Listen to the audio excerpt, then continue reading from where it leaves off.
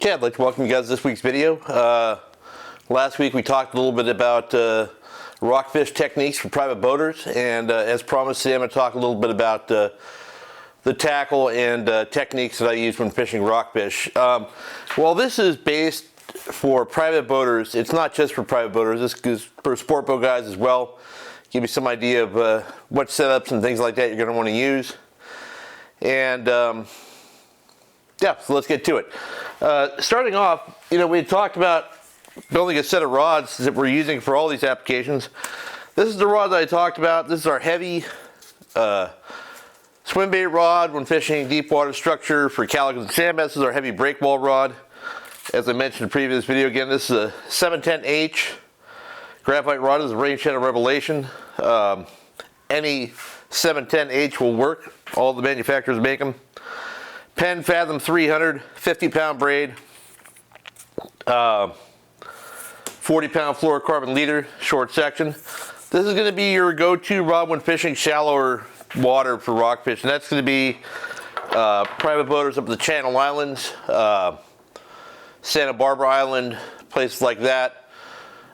Sport boat guys, if you're up the Channel Islands, you take a trip out to San Nick or something like that. This is going to be in my hand most of the time. It's not exactly what you consider rockfish tackle, but if I'm fishing less than 300 feet of water, this is going to be my go-to setup.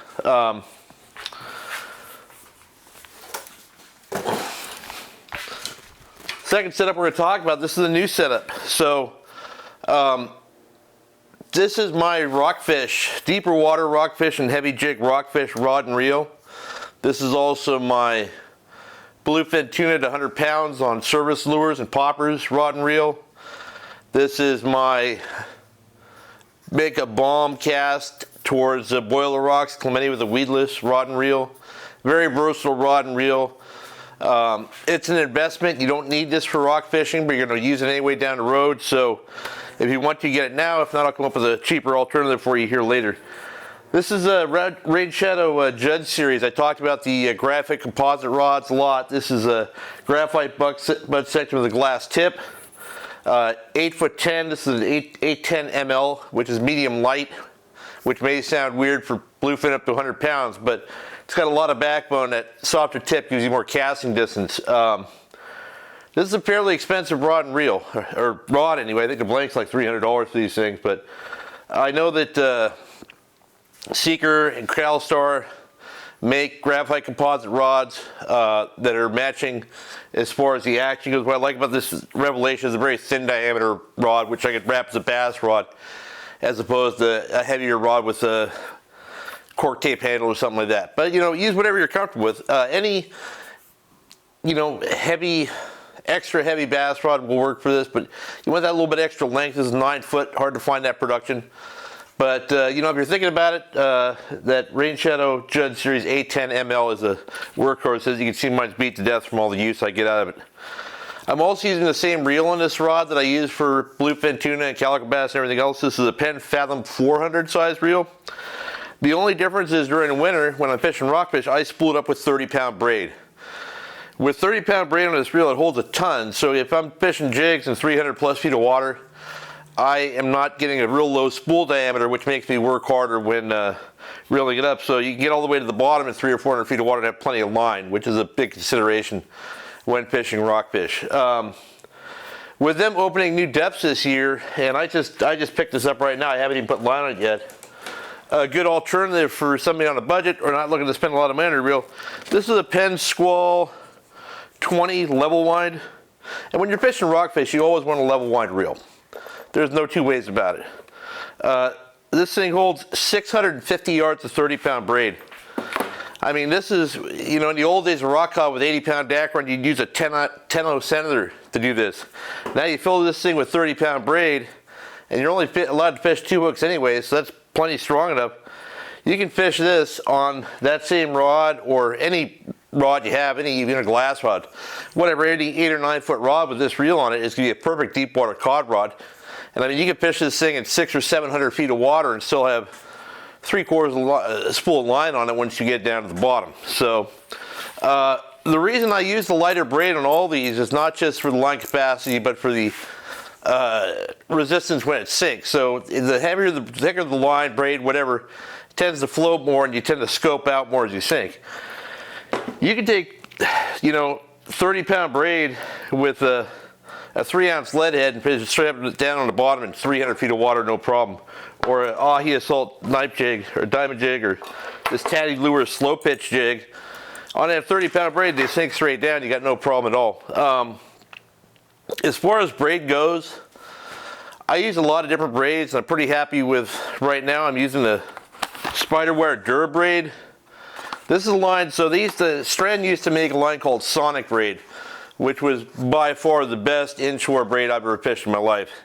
And they stopped making that. And eventually, Spiderwire used the same style. They're all owned by Pure Fishing, so this is basically what Strand Sonic Braid was. So this is a green line. It's braided. It's very aggressive.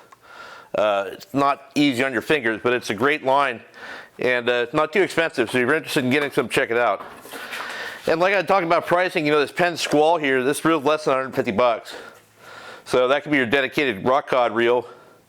Now I got two, one for me, one for Matt. We're just gonna keep those on the boat anytime we, and I have rod lockers on my boat. So basically what I do is if I'm gonna go out, let's say I'm gonna go to Clemente and fish bass, or go to Catalina to fish, I'll have that stuff on the boat. I'll have those rods in the rod locker to make some deep drops on stuff. And hey, the bass aren't biting all that good. Let me pull out into 700 feet of water, catch some big reds or something. And to do that, I don't really like to fish lures that deep. So before I get into the lures I'm going to talk about how to have a gangion ready and always be ready to fish rockfish on your boat without worrying about bringing squid or anything like that.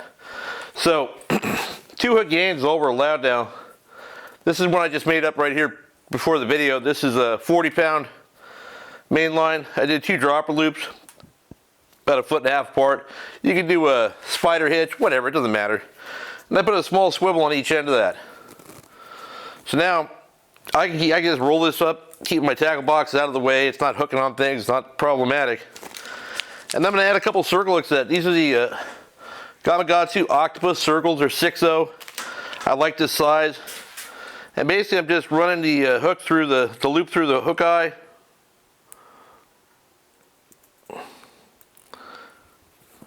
Ow, they're very sharp. There you go, push it through and then you just loop it over the hook and it's on there just fine. You do that with 2 of those. And I always carry some Gulp grubs. This is the Nuclear Chicken 5-inch. What's nice about these, you thread it onto the hook like you're rigging a swim bait on there. I'm not going to open the package right now, but you know how to rig a swim bait. So you just ride it up onto the hook and the tail will float around, and even if they bite the tail off, there's still a lot of scent in that Gulp, and it fishes just as well as live bait does for me. So once I have a couple hooks on here, I will tie a piece of lighter line to the lower end of this. I'll use 12-pound or 15-pound, just maybe a foot section, and then I'm going to tie my sinker. And what that allows is that if you snag the bottom with your sinker, that breakaway line will break away. You'll still get your lure or your gangion and hopefully your fish back, and all you'll lose is your sinker. Speaking of sinkers, if I'm going to use this rig, I usually fish a 24-ounce sinker, torpedo sinker. You don't need any heavier to get to the bottom. You don't need as much to get to the bottom. It's shallow or it's calm, but I don't want to carry a bunch of different sizes and try and figure it out. I just put the 24-ounce on, and I'm good to go. I'm going to say something about buying lead. If you're buying torpedo sinkers or you're buying lead heads or any of this stuff, I mean, you buy a 24-ounce torpedo sinker at your local tackle shops, it can cost you a lot of money. Go on eBay. Look on eBay. There's guys back east that sell these things dirt cheap. I mean, I bought 24 of these torpedo sinkers, 10 of these 24-ounce torpedo sinkers for what it cost me to buy 5 16-ounces local. Same thing with the bigger lead heads, these 3-ounce bullet heads, things like that. You can get them a lot cheaper on there. Just go to eBay, look up, lead head, look up torpedo sinker, find guys that have a shop on there. It's real easy and really inexpensive, and the shipping's cheap too. So, yeah, so that's basically the rock cod setup here. This 24-ouncer, a couple Gulp grubs in there, this little Penn Squall or my Fathom 400. You know, use the reel that you have. If you don't have a reel for it, buy a cheap one like the Squall. Just because it's a low price point doesn't mean it's not a great reel. I mean, I had the older version of the 6 or 7 years ago. It caught, you know, yellowfin on it up to 50 pounds. So it's a great reel. It's just made as a bargain price point. So you all know how to fish a gang, drop down to the bottom, put it in gear, wind up 2 or 3 turns, wait till it goes dunk, dunk, dunk, then wind them up. I mean, that's pretty simple, not much explanation needed. It gets a little different with lures. If I'm fishing shallower,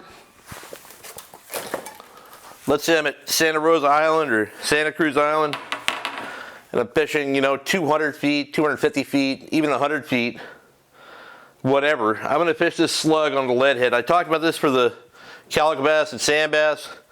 The same thing holds true for rockfish, but I had a 2-ounce head on the one for the calico bass. I'll use a 3-ounce head for rockfish. And I had that video shared in the comment section of the tackle for bass structure. I think it was episode 7 or 8 that shows how to, if you go down to the comments, I have a video link that shows how to make this lead head.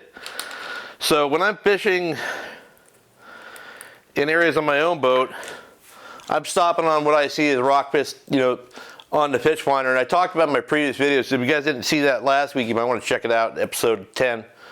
I'm going to drop that lure straight down to the bottom, completely slack line. A lot of the bites come as it's sinking the first time down. So if it stops, no matter if I think I'm on the bottom, whatever, so I'll immediately put the reel in gear and take 5 or 6 quick winds. So if a fish ate it, that's going to load your rod and you're going to set the hook.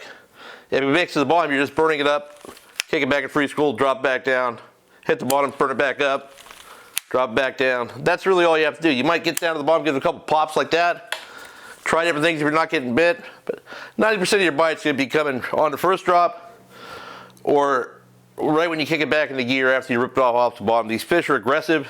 They're chasing that bait up there, and they're eating it. They don't lay on the bottom like wet rags. These reds and even lings, they'll chase the bait 30 feet off the bottom and eat it. So, and a lot of times you'll have followers. You know, you'll have one a third of the way up and it rips off, and you kick it back in free fall, and another one immediately eats it. I mean, there's a lot of stuff that goes on there that we don't imagine is happening down there. But so when I'm fishing suspended rockfish, be it reds, be it Johnny bass, be it any kind of rockfish that's going to be up in the water column, I'll use this free swing head here. Problem is, once you limit out on reds, you often can't make it down to the bottom without hooking them on that. So what I'll do at that point is I'll switch to a standard lead head. And what that allows, if I'm dropping down, I get zipped by a red, or I stop short of the bottom, I'll just sit there. And eventually that fish is going to spit that bait out, unless it's already hooked. I'd say about 50-60% of the time you get that fish to spit that bait back out. Now I can drop it back down to the bottom. So now, since I'm targeting, let's say I'm looking for a copper rockfish or a lingcod or something on the bottom, once it gets down, I'm going to fish by just popping and snapping my rod tip up.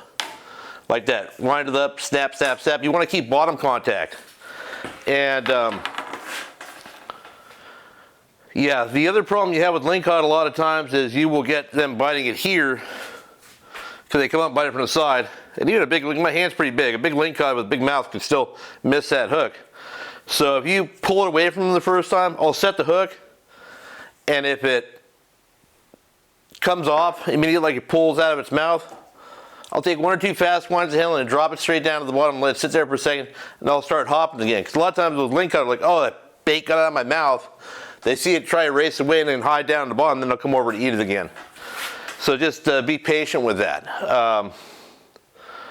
So if I'm not fishing, well, if I'm fishing deeper water or I'm fishing in areas where they're not biting the slug, I'm going to switch over to the jig.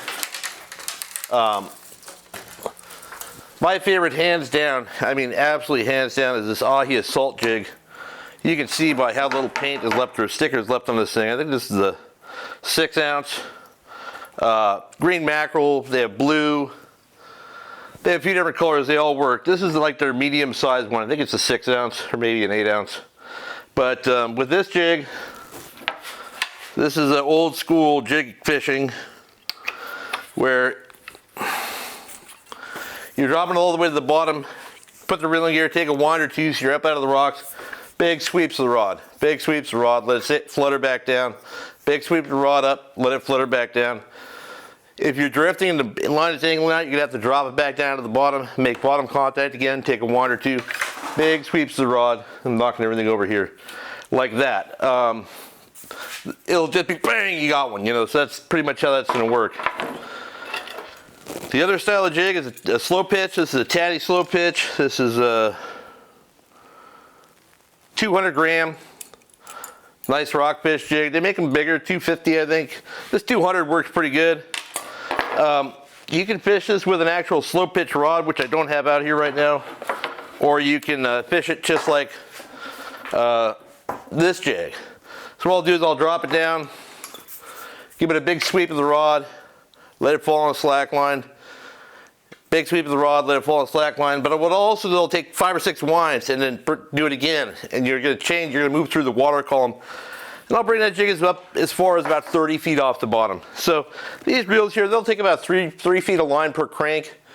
So I would say 10 turns off the bottom as much as I'd bring that jig.